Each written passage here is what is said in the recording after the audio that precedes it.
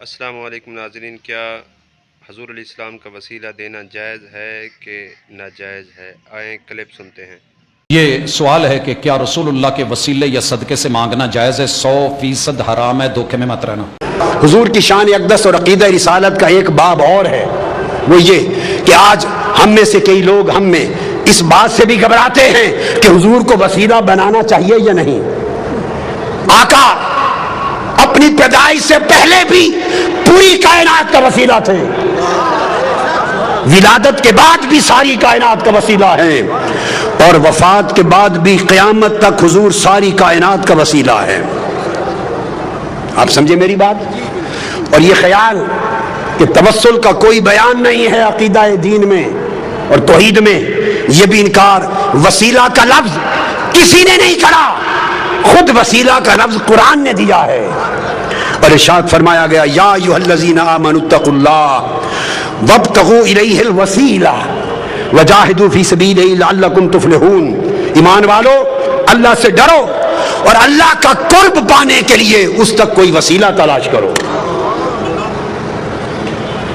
سورہ مائدہ آیت نمبر 35۔ پھر اللہ پاک نے فرمایا اولئک الذین یدعون یبتغون الی ربہم الوسیلہ ایہم اقرب ویرجون رحمتہ۔ یہ لوگ جو پوجا کرتے، عبادت کرتے ہیں، کچھ لوگ ملائکہ کی، فرشتوں کی پوجا کرتے ہیں، کچھ لوگ جنات کی کرتے تھے، کچھ لوگ حضرت عیسیٰ کی، کچھ حضرت عزیر کی، کچھ ان کے بت بنا کے پوجا کرتے۔ قرآن نے کہا جن کی یہ عبادت کرتے ہیں، خواہ وہ حضرت عیسیٰ ہیں یا حضرت عزیر، خواہ وہ جنات ہیں یا ملائکہ جن کے بت بنا کے عبادت کرتے ہیں، قرآن نے کہا ان کا اپنا عالم یہ ہے کہ یبتغون الی ربہم الوسیلہ، وہ خود خدا کا قرب چاہنے کے لیے وسیلہ تلاش کرتے ہیں۔ ایہم اقرب، کہ کون خدا کے زیادہ قریب ہے تاکہ اسے وسیلہ بنائے اور خدا کا قرب پالے۔ تو قرآن مجید نے اللہ کے مقرب بندوں کو وسیلہ بنانا قرآن نے نص کے ذریعے واجب بنا دیا۔ ارے وسیلے کو عقیدہ توحید کے خلاف سمجھنا، یہ قرآن کا انکار اور شریعت قرآنی کی جہالت۔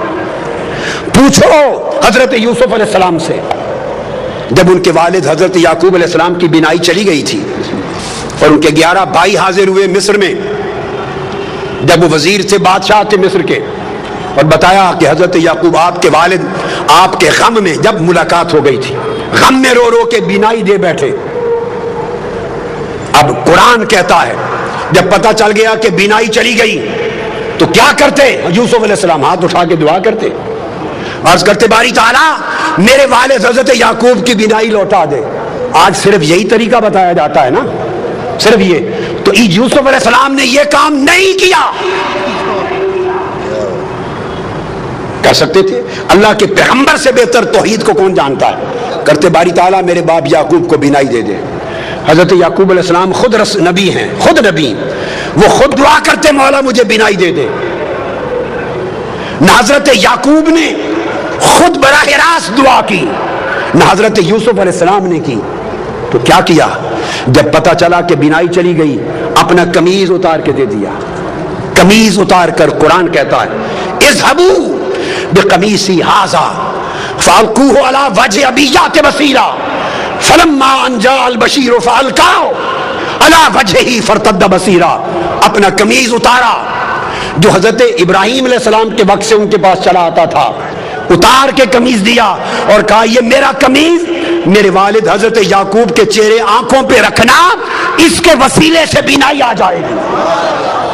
قرآن بول رہا ہوں، پر وہ قرآن بتاتا ہے کہ جب وہ قمیض لے کے بھائی آیا، حضرت یعقوب کے چہرے پہ رکھا، حضرت یوسف کے قمیض کے وسیلے سے بینائی لوٹ آئی۔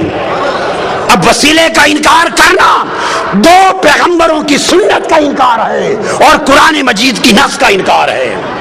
یہ کیسی جاہلانہ توحید ہے جو تمہیں وسیلے سے دور لے جا رہی ہے۔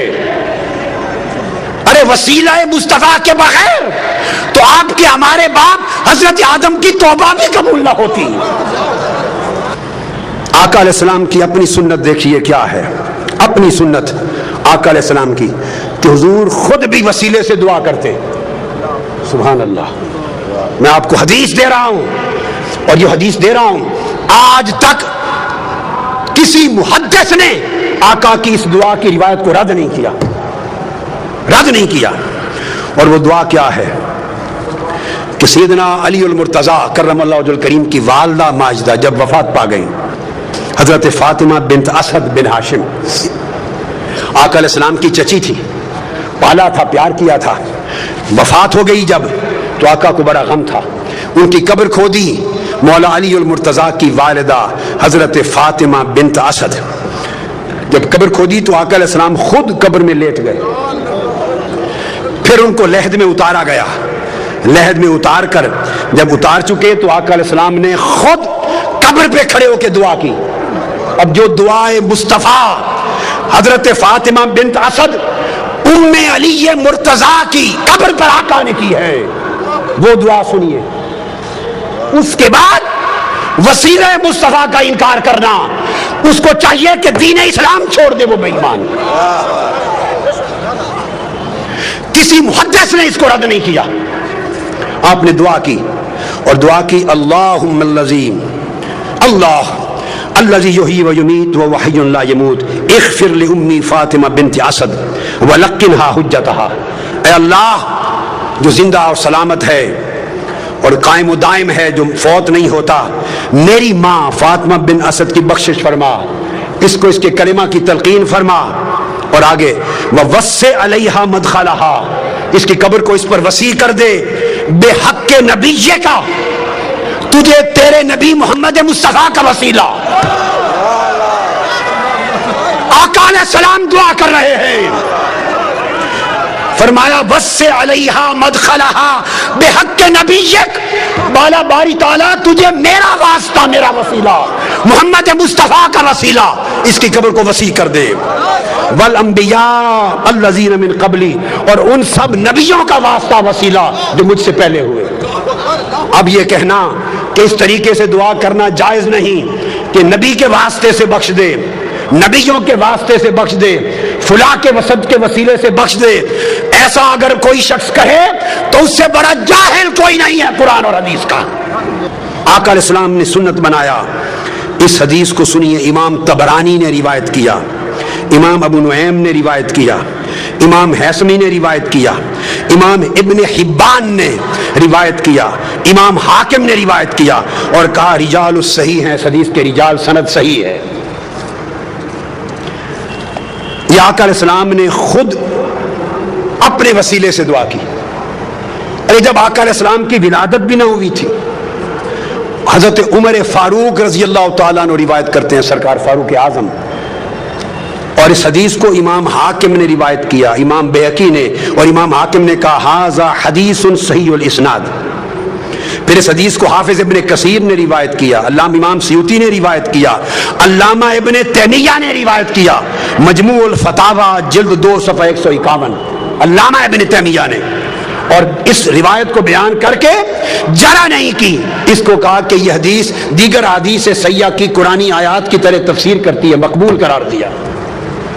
سیدنا فاروق اعظم نے کہا کہ آقا علیہ السلام نے فرمایا، آدم علیہ السلام جب زمین میں آئے تو دعا کی یا رب اسألک بحق محمد لما غفرت لی، میں تجھے واسطہ محمد مصطفیٰ سے بخشش مانگتا ہوں. اللہ نے فرمایا فقد غفرت لک ولولا محمد ما خلقتک، آدم تو نے مصطفیٰ کا وسیلہ پیش کیا ہے، میں نے تیری خطا معاف کر دی، اگر محمد نہ ہوتے تو تجھے بھی پیدا نہ کرتا. میں نے اختصار سے بتا دیا، اور اس کو میں نے کہا کہ ابن تیمیہ نے بھی تک نے اس کی تصریح اور تائید کی، اور امام طبرانی نے حدیث سے صحیح کے ساتھ تائید کی. اب میں اگلا حوالہ دے رہا ہوں. عبداللہ ابن عباس روایت کرتے ہیں، قرآن مجید کی آیت ہے، قرآن مجید کہ بنی اسرائیل جب لڑائی کرتے تھے اوس اور خزرج کے مقابلے میں یا کفار کے مقابلے میں تو فتح یابی کے لیے آقا علیہ السلام کا وسیلہ پیش کرتے تھے. اس کو قرآن نے بیان کیا کہ آقا علیہ السلام کے وسیلے سے کفار پہ مدد طلب کرتے تھے. عبداللہ ابن عباس روایت کرتے ہیں ان یہود کانوا یستفتحون علی الاوس والخزرج برسول اللہ قبل مبعثہ، حضور کی بعثت سے پہلے اوس و خزرج پر فتح یابی کے لیے یہود حضور کے وسیلے سے دعا کرتے تھے. اور اسی روایت کو جو میں نے بیان کی امام ابو نعیم نے سن لیے، کتنوں نے روایت کیا دلائل میں، حافظ ابن حجر عسقلانی نے اس کو روایت کیا اصابہ میں، امام طبری نے تفسیر ابن جریر میں، امام ابن ابی حاتم نے اپنی تفسیر میں، حافظ ابن کثیر نے اپنی تفسیر میں، اور پھر امام بغوی نے تفسیر معالم التنزیل نے، علامہ زمخشری نے اپنی تفسیر میں، امام قرطبی نے اپنی تفسیر میں، امام بیضاوی نے اپنی تفسیر میں، امام نصفی نے اپنی تفسیر میں، امام ابن حبان نے اپنی تفسیر میں، امام خازن نے اپنی تفسیر میں، امام اندلسی نے اپنی تفسیر میں، ابن کثیر نے اپنی تفسیر میں، امام ابو سعود نے اپنی تفسیر میں، سیوطی نے اپنی تفسیر میں، اور علامہ آلوسی نے اپنی تفسیر میں، روح البیان نے اپنی تفسیر میں، امام شوکانی نے فتح القدیر میں، قاضی ثناء اللہ پانی پتی نے اپنی تفسیر میں، الغرض جو تفسیر دنیا کی ائمہ کی اٹھائیں، کسی ایک مفسر نے 1200 سال کے ذخیرہ تفسیر میں اس کا انکار نہیں کیا، ہر ایک نے بیان کیا۔ آج کوئی شخص کیا جرت رکھتا ہے کہ قرآن کی اس آیت کی تفسیر کا انکار کرے، جسے 1400 سال تک ہر امام تفسیر نے اور ہر محدث نے اس کو بیان کر کے اس پر اعتماد کیا۔ حضرت معاذ نے کہا، یہود کو پکڑ لیا، حضرت بشر بن البراء نے پکڑ لیا اور کہا یہودیوں ہم جب مشرک تھے تم حضرت محمد مصطفیٰ کا وسیلہ دے کر ہم سے فتح مانگتے تھے اللہ سے اور فتح یاب ہوتے تھے، آج ہم ان پر ایمان لے آئے تم منکر ہو گئے۔ اتنا معروف قرآن کا حکم امام بہقی نے، امام طبری نے، ابن حاتم نے۔ الغرض اگر میں 500 کتب کا حوالہ دوں تو 1200 سال میں 500 تفسیریں حدیثیں پر جائیں۔ کون انکار کر سکتا ہے سوائے اس شخص کے جو جاہل ہے، جس نے عربی کتابیں کبھی کھول کے نہیں دیکھی، جس کو 2 سطریں پڑھنی نہیں آتی اور وہ لوگوں کے سامنے عقیدہ بیان کرتا ہے۔ پھر اس کے بعد آقا علیہ السلام نے حکم دیا، جو تو عمل تھے۔ حضور علیہ السلام کی بارگاہ میں ایک نابینا شخص آیا، عثمان بن حنیف روایت کرتے ہیں، عرض کیا یا رسول اللہ میں نابینا ہو گیا ہوں، دعا کر دے میری بینائی آ جائے، مختصر کر رہا ہوں۔ آقا نے فرمایا چھوڑ دوں آخرت کے لیے اچھا ہے یا کر دوں؟ نہیں آقا دعا کر دے ٹھیک ہو جاؤں۔ میرے آقا نے فرمایا پھر میں دعا نہیں کرتا، تمہیں دعا سکھاتا ہوں تاکہ قیامت تک میری امت کو دعائے وسیلہ مل جائے۔ دعائے وسیلہ تاجدار کائنات نے سکھائی۔ کون ہے مصطفیٰ کی سکھلائی ہوئی دعائے وسیلہ کا جو انکار کرے؟ آقا نے فرمایا گھر جا وضو کر دو، نفل پڑھ اور یہ دعا کرنا، اللہم انی اسألک واتوجہ الیک بمحمد نبی الرحمت، یا محمد پکارنا میرا نام لے کر، انی قد توجہت بک الی ربی فی حاجتی ہذہ لتقضی اللہم فشفع فیہ۔ دعا کرنا ہے اللہ میں تجھ سے سوال کرتا ہوں اور تیری بارگاہ کی طرف متوجہ ہوتا ہوں، نبی رحمت حضرت محمد مصطفیٰ کے وسیلے سے، حضور کے واسطے سے، یہ کہہ کر آقا نے فرمایا پھر مجھے پکارنا، کہنا یا محمد۔ آج لوگ کہتے ہیں کہ حضور کو پکارنا جائز نہیں، ارے جائز ناجائز کا کی شریعت آپ نے اور میں نے بنائی ہے، جائز ناجائز والی شریعت مصطفیٰ نے بنائی ہے۔ یہ حق نہ تجھے ہے نہ مجھے ہے، یہ حق مصطفیٰ کو ہے۔ مصطفیٰ خود فرمائیں گھر جا کے دعا کر کے مجھے پکار کے کہنا یا محمد۔ تم حضور کے منکر ہو، یہ کہہ کر انہوں نے دعا کی یا محمد آپ کے وسیلے سے اللہ سے مانگتا ہوں۔ تو پھر حدیث پاک میں آتا ہے آگے اس نے حضور کے وسیلے سے دعا مانگی۔ عثمان بن حنیف کہتے ہیں ابھی ہم بیٹھے ہی تھے، مجلس ختم نہ ہوئی تھی کہ وہ شخص بینا ہو کر پلٹ کر آ گیا مصطفیٰ کی بارگاہ میں۔ حضور کے وسیلے سے دعا مانگنے کی دیر تھی کہ بینا ہی لوٹ آئی۔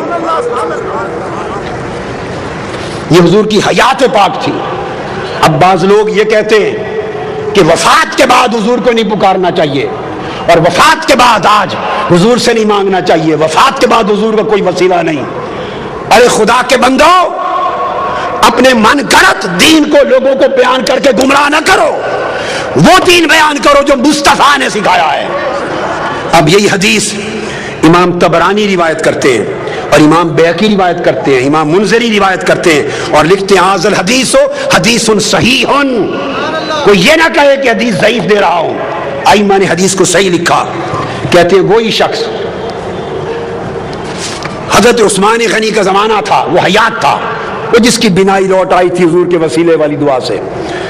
ایک اور شخص تھا، اس کو کوئی کام تھا سیدنا عثمان غنی کے بعد، وہ بار بار جاتا، دروازے کے بواب اسے ملنے نہ دیتے، اس کی حاجت پوری نہ ہوتی، وہ پریشان ہو گیا۔